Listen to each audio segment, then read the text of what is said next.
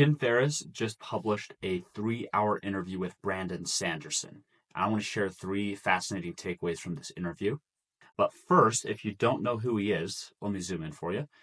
He is a best-selling author, so you've probably heard of some of his more popular books, the Stormlight Archive or the Mistborn series. He owns a publishing company. He started just as a regular author, but saw a lot of issues with the publishing industry and started his own publishing company because he could own a lot more of the economics of his books. And he holds the record for the best Kickstarter ever, which is 45 million in sales. I think the second best is about half that. And if you look at the top 10, they're all essentially tech products besides his, which have been books essentially. Okay, so 3 takeaways. It's a 3-hour interview, and so I just want to give you a few of the golden nuggets if you don't want to watch the whole thing from a prolific author. So number 1 is you are the piece of art. And so this is something that I've now heard from many different people, but the idea is that you may have heard the phrase, the work works on you more than you work on it. Even if you don't get an outcome or results from the work, like it doesn't help to think of that time and effort as wasted effort. The better way to think of it is it helps you become a better person, and you are the piece of art. And so regardless of the outcome, it's worth doing. The work is worth doing. Number 2, be willing to throw away your first 5 books. So this is pretty insane, but Brandon Sanderson had heard that for the first 5 books, they're not going to be good. They're going to suck. And so it gave him the excuse to just write the books without making them excellent. And then he was going to worry about book 6 being good. And so he got tons of practice, tons of volume, tons of reps in. Didn't even send it to any publishers. And that's very time intensive and maybe a little bit extreme.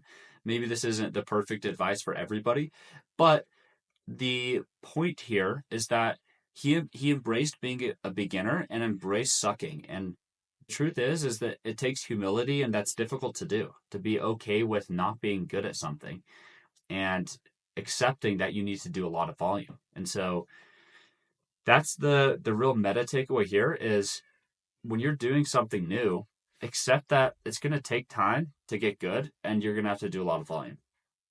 All right, takeaway number 3. Putting a dollar amount on your time is great until it's not. So Brandon asked Tim Ferriss if he ever tracked how much money he was making per hour and if that drove him insane.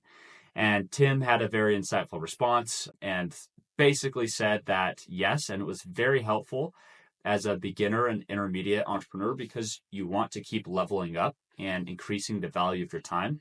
But as you continue to do it over time, then if you keep leveling up and you get to the point where, let's just say that you make $10,000 per hour, and you waste an hour scrolling on your phone, watching Netflix, then it feels like a pound of flesh is being taken out because that's a lot of money and you're not perfectly efficient in optimizing your time.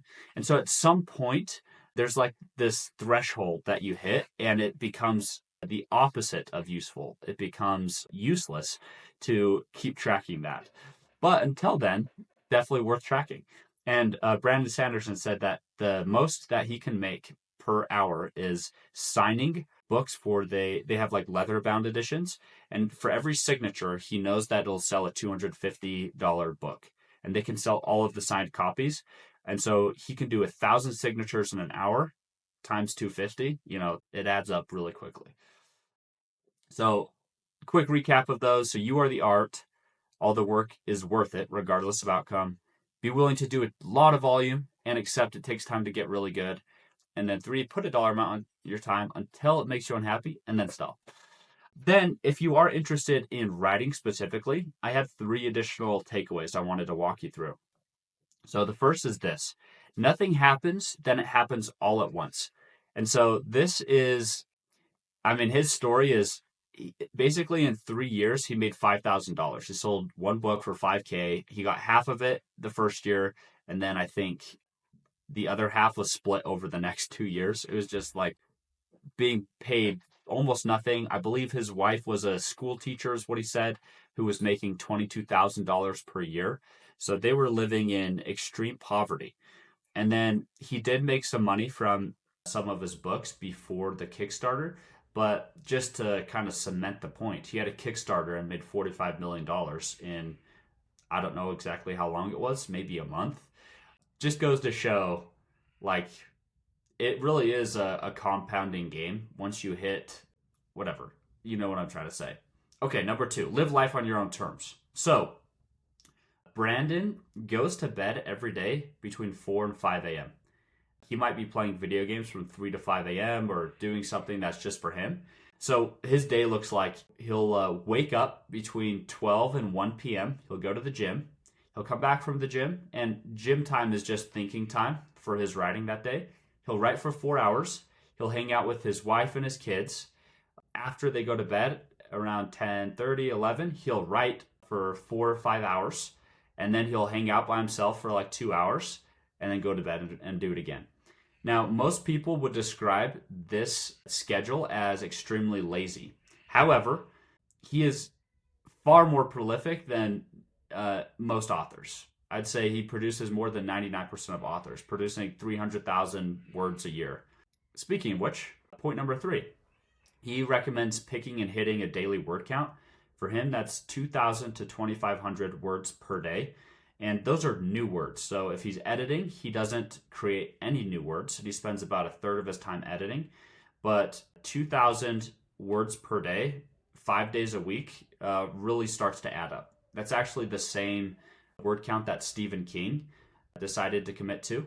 Just going and looking at all of these prolific writers' like schedules and how they figured out how to produce so much content is fascinating. Anyway, because he does that, he's able to consistently produce, like, come out with new books. He's coming out with multiple new books every year if they're typical size books. And then when he does his big 1,000-pagers, that takes about 18 months. But I think regardless of the type of writing that you're doing, having a word count to hit, if you consider yourself a writer, is very, very helpful, because it just takes a lot of volume to become prolific and to develop pattern recognition. There's just so many benefits to it.